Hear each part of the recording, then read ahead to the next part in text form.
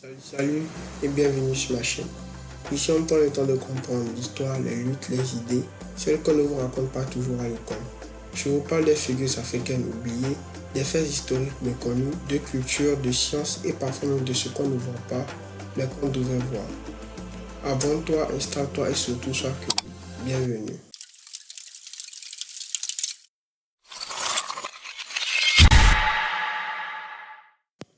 Il était l'un des hommes les plus redoutés de l'Amérique. Il ne prônait pas la paix mais la dignité. Il ne cherchait pas à plaire mais à éveiller. Voici l'histoire de Malcolm X, l'homme qui disait « Je ne suis pas un Américain, je suis la victime de l'Amérique ». Né Malcolm Little en 1905, il grandit dans une Amérique raciste. Son père, militant pour les droits des Noirs, est assassiné. Sa mère sombre dans la maladie mentale. Très jeune, Malcolm découvre la rue, la drogue, la prison. Mais c'est derrière les barreaux qu'il entame une transformation. Là, il découvre des écrits, l'histoire des Noirs et surtout l'islam noir. En prison, Malcolm change de nom, X, comme une croix sur son nom d'esclave. Il rejoint la Nation of Islam, un mouvement radical dirigé par les Jawad Muhammad. Leur message, l'homme noir doit se séparer du blanc pour retrouver sa grandeur. Malcolm devient le plus brillant orateur du mouvement.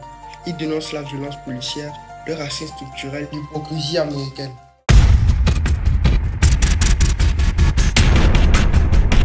Tandis que Martin Luther King prêche la non-violence, Malcolm X déclare « Si quelqu'un me met une main dessus, je le renvoie au cimetière ». Il refuse de supplier, de tendre l'autre jour. Il veut la justice, pas la pitié. Il veut la liberté, pas l'intégration forcée. Il devient la voix d'une jeunesse noire en colère et en quête de vérité. En 1964, Malcolm rompt avec la Nation of Islam. Il fonde son propre mouvement Muslim Mosque, puis il voyage en Afrique au Moyen-Orient et fait le pèlerinage à la Mecque. Là, il découvre un islam universel, sans couleur. Il comprend que la lutte est mondiale, que l'ennemi n'est pas seulement le blanc, mais l'injustice. Il revient changé, plus ouvert, mais toujours radical. En quelques mois, il devient encore plus dangereux pour le pouvoir. Il parle d'une unité noire mondiale. Il prépare des dossiers contre les États-Unis aux Nations Unies.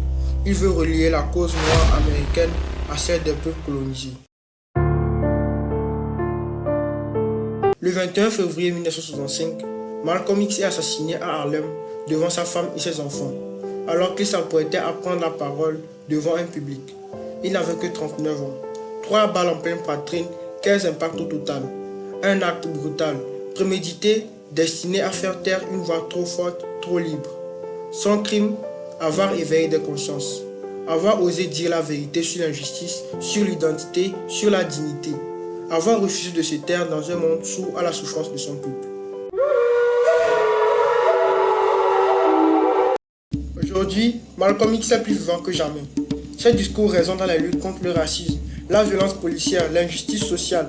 Il nous a appris que la liberté ne se demande pas, elle se prend. L'éducation est le passeport pour l'avenir.